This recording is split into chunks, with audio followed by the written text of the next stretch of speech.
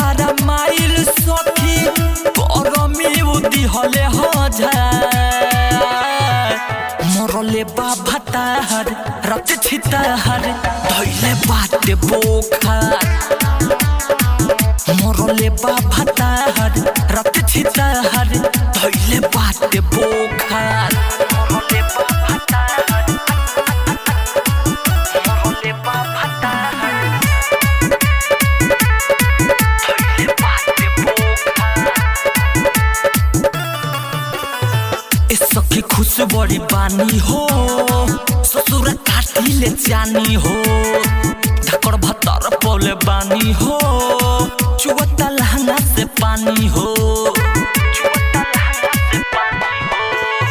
ए सखी खुश बड़ी बानी हो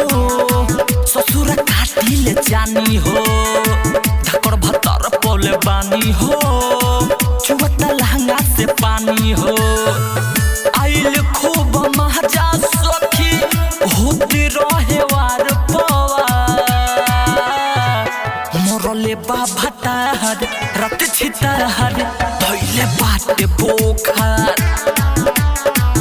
मरले बा भतार रत छितार धैले बाटे बोखार मरले बा भतार मरले बा भतार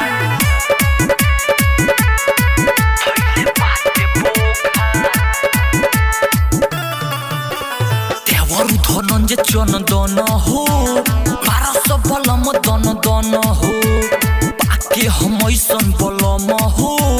पानी सखी परसन हो देवरु धनंजय चंदन हो 1200 बलम दन दन हो पाके हम ऐसन बलम हो पाटे ही मन परसन हो राइटर दीपक पिहिया के गहरम रहे हथिया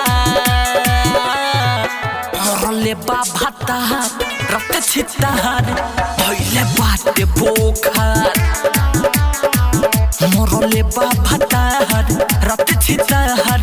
धैले बाटे बोखार।